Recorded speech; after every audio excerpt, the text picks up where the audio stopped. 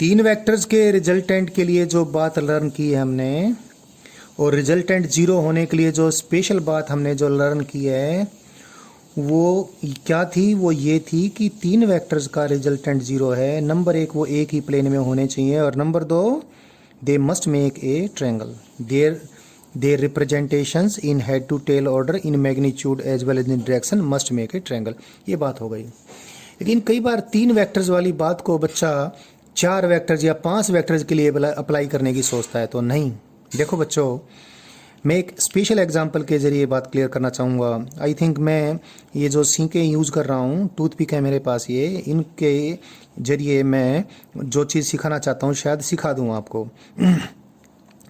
देखो, मेरे पास चार वेक्टर्स हैं और चार वेक्टर्स को मैंने इन टूथपिक्स के जरिए शो किया है। I am having these four vectors, one is this, the other one is this, third one is this, fourth one भी मैं अभी लेने वाला हूँ, अभी ले लूँगा मैं फोर्थ वन भी।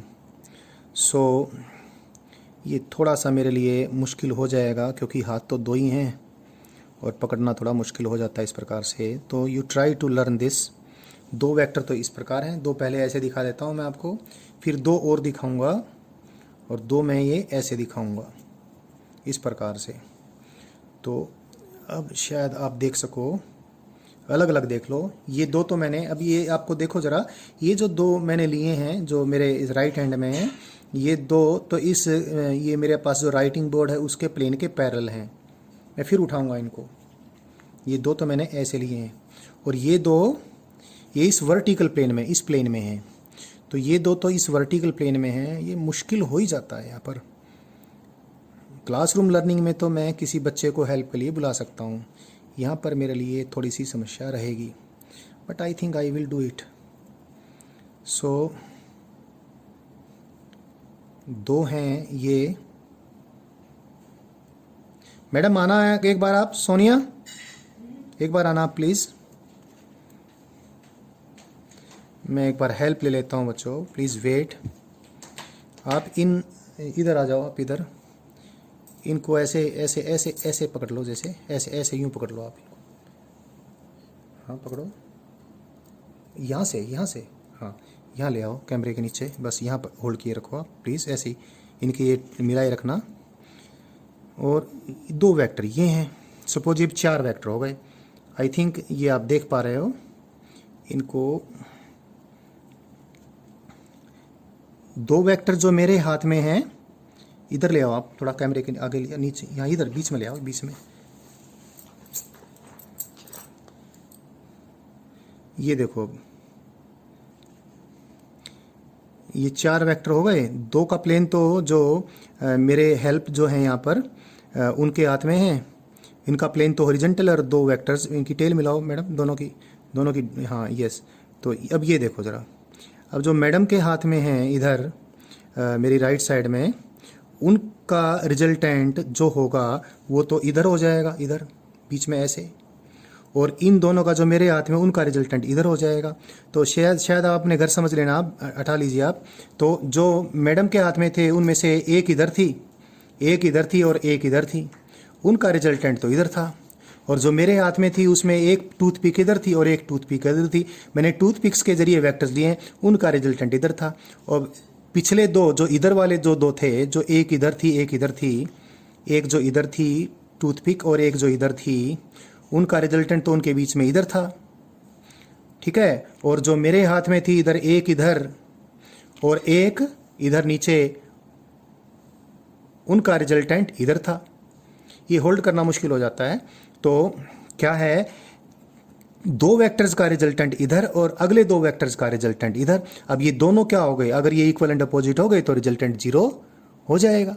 तो मैं आपको इस डेमो के जरिए ये बताने की कोशिश किया हूं कि अगर तीन से ज़्यादा वेक्टर्स का रिजल्टेंट जीरो है तो जरूरी नहीं वो एक ही प्लेन में हों, और तीन वेक्टर्स का अगर रिजल्टेंट जीरो है तो पक्कम पक्का वो एक प्लेन में होंगे ही होंगे। हालांकि जो मैंने अभी चीज़ बताई है बच्चों, उसको मैं ड्राइंग में बता सकता हूँ आपको, 3D ड्राइंग बनाकर। ये मैंने एक हॉरिजॉन्टल प्लेन शो कर दिया ऐसे, और एक मैं क्या शो कर दूं, अब वर्टिकल प्लेन शो कर दूं। ये वर्टिकल प्लेन में ऐसे शो कर दूं। तो जो मेरे हाथ में इस साइड में जो टूथपिक मैंने दिखाई थी, उनका तो ये कैसा प्लेन था, उनका तो ये वर्टिकल प्लेन था। और ये मैडम के हाथ में जो टूथपिक थी, उनका ये हॉरिजॉन्टल प्लेन था। इन दोनों का रिजल्टेंट इधर आया था और इन दोनों का रिजल्टेंट भी ऐसे आ गया था। तो ये दोनों रिजल्टेंट इक्वल एंड अपोजिट हो गए थे और अल्टीमेटली ये रिजल्टेंट 0 हो गया था।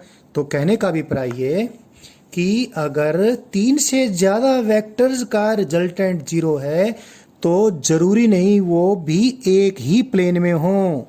हाँ, अगर 3 का रिजल्टेंट 0 है तो एक प्लेन में होना ही होना पड़ेगा।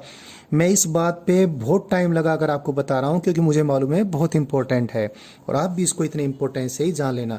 तो अब एक लास्ट बात मैं इससे रिलेटेड करता हूँ कि यदि हमारे पास 3 से ज़्यादा बहुत सारे वेक्टर्स हैं, जितने भी हैं बहुत सारे वेक्टर्स, 3 भी हो सकते हैं, मेरे पास बहुत सारे वेक्टर्स हैं,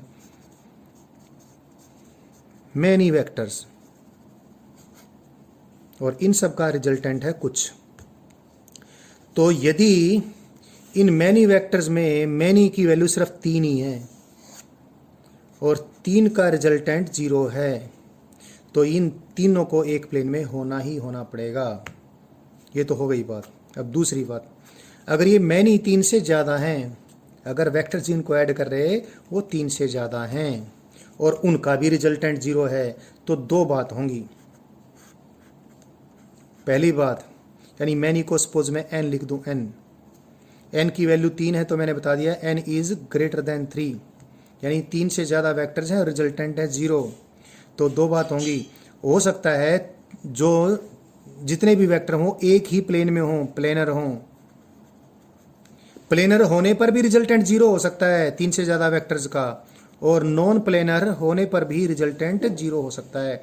ये इंपॉर्टेंट बात है, आपको मैंने इन सीकों के ज़रिए, टूथपिक के ज़रिए आपको एक्सप्लेन करने की पूरी कोशिश कर दी है। आप घर पे आप करके देख लें, आपको समझ में आ जाएगा।